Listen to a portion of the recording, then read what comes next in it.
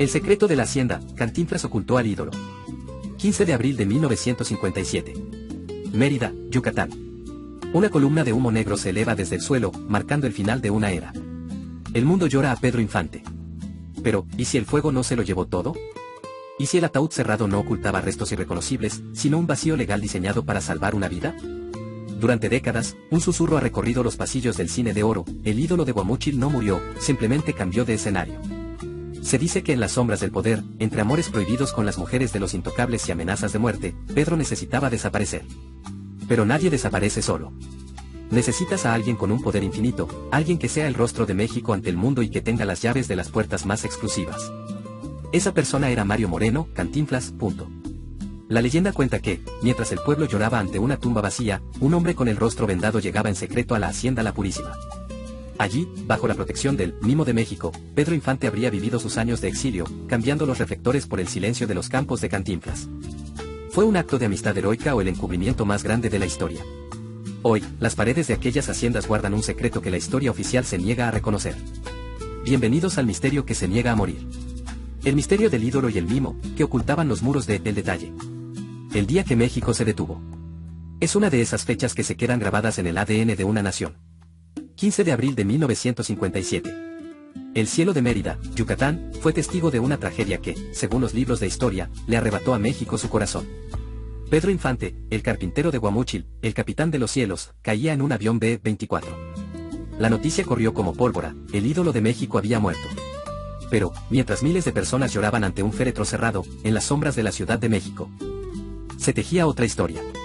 Una versión que no aparece en los diarios, pero que ha sobrevivido en los susurros de los pueblos y en los ojos de quienes juran haber visto lo imposible. Se dice que esa mañana, Pedro no subió al avión.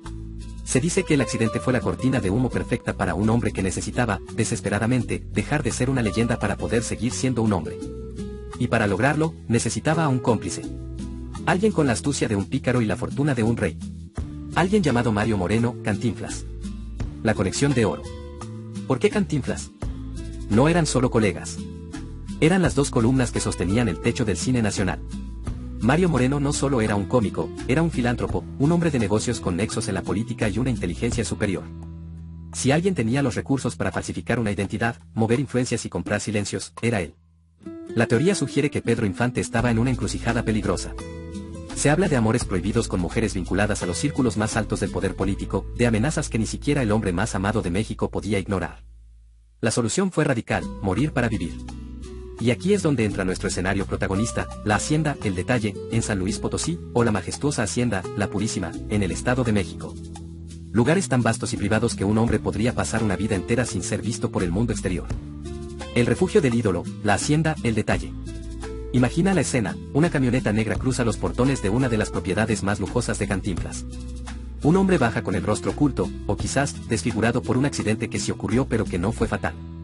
Durante años, los trabajadores de la región de San Luis Potosí han alimentado la leyenda.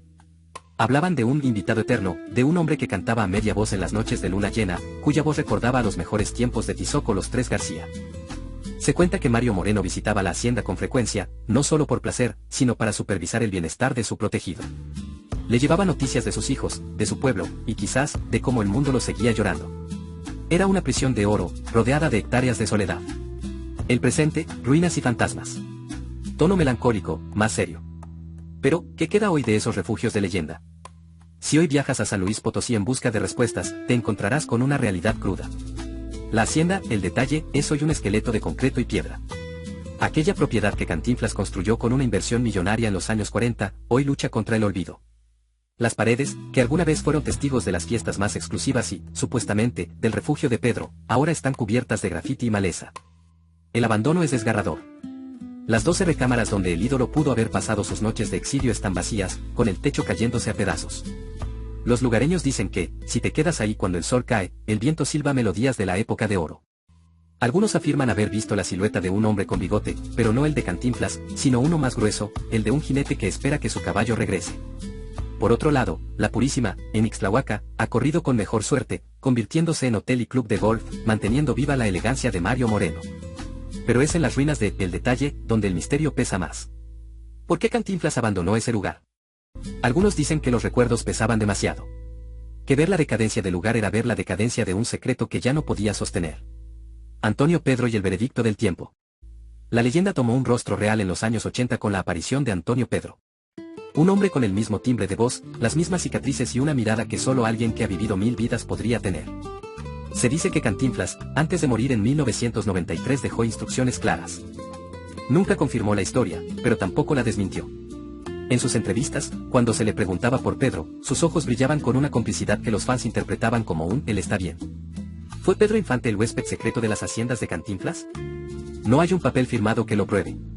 Pero en un país como México, donde la fe y la fantasía caminan de la mano, la ausencia de pruebas es solo otra capa del misterio. Hoy, las haciendas de Cantinflas son monumentos a una época que ya no existe.